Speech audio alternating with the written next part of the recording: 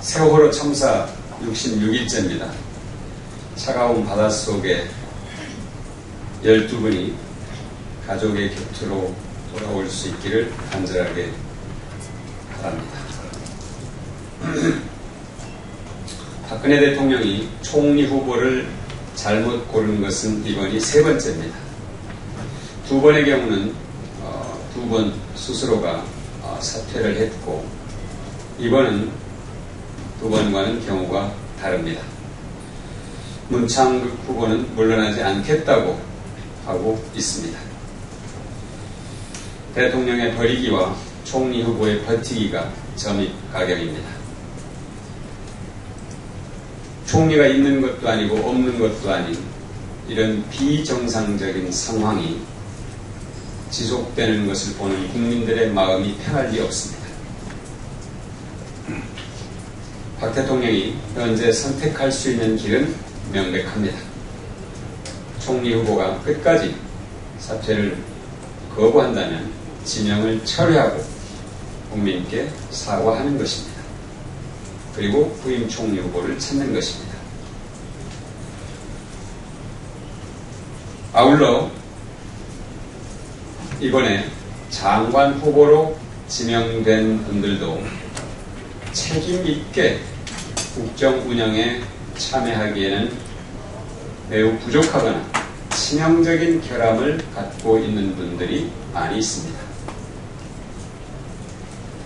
특히 논문 표절과 제자 논문 가로채기 등 교육 수장으로서는 결코 용납될 수 없는 교육장관 후보자는 스스로 사퇴하는 것이 옳습니다.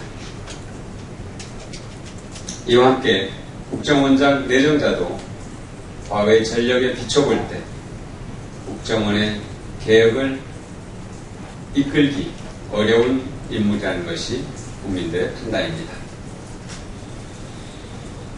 박근혜 대통령은 총리 후보 지명을 철회하고 2기 내각의 전면적인 재구성에 착수하실 것을 권합니다. 오늘 일본의 아베 내각이 일본군 위안부 동원의 강제성이 있다는 점을 인정한 고노 담화에 대한 검증 결과를 의회에 보고할 예정입니다.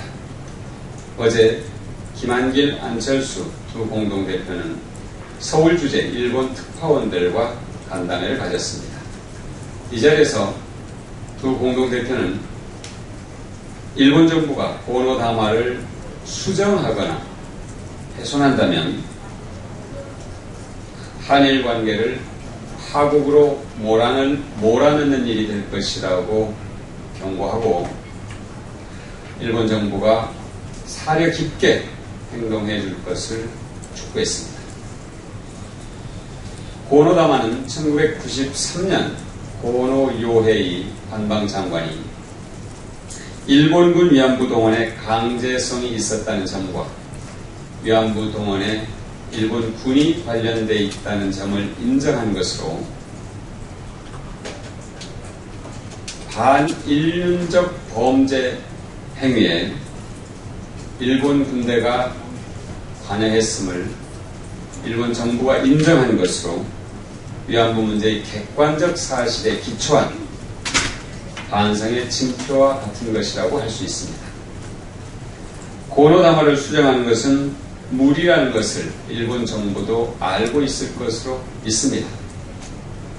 그런데도 불구하고 검증이라는 이름으로 고노 담화의 정신을 훼손하거나 역사적 사실을 왜곡하고 책임을 회피하려 한다면 결코 국제사회가 용납하지 않을 것이라는 점을 강력히 경고해 둡니다.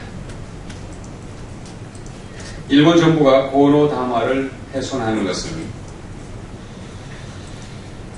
아픈 상흔을 안고 사는 위안부 피해자 할머니들을 또다시 모욕하는 것입니다.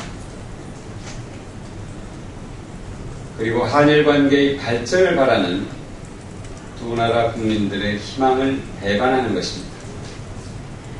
더 나아가서 전쟁과 반인륜적 성범죄를 배격하는 인류의 양식을 거역하는 것입니다. 일본 정부는 식민 지배와 위안부 동원을 비롯한 가해의 역사에 대해 겸허한 반성으로 역사의 진전을 바라는 세계인을 더 이상 실망시키지 말기 바랍니다. 새누리당은 진정으로 국민의 아픔에 미안해하고 의회주의를 신봉하는 정당인지 묻고 싶습니다. 새누리당이 국민의 아픔을 헤아릴 줄 알고 의회주의를 신봉하는 정당이라면 즉시 후반기 원구성에 나서고 세월호 국정조사 특위를 정상화시키기 바랍니다. 새누리당이 세월호 국조특위를 무력화시키는 것은 희생자와 국민의 아픔을 외면하는 것이고 원구성을 미루는 것은 집권당으로서의 책임과 의무를 포기하는 것입니다. 새누리당 출신 국회의장의 중재마저 거부하고 야당과의 대화마저 회피한다면 국민들은 결코 납득할 수도 없고 용서하지도 않을 것입니다.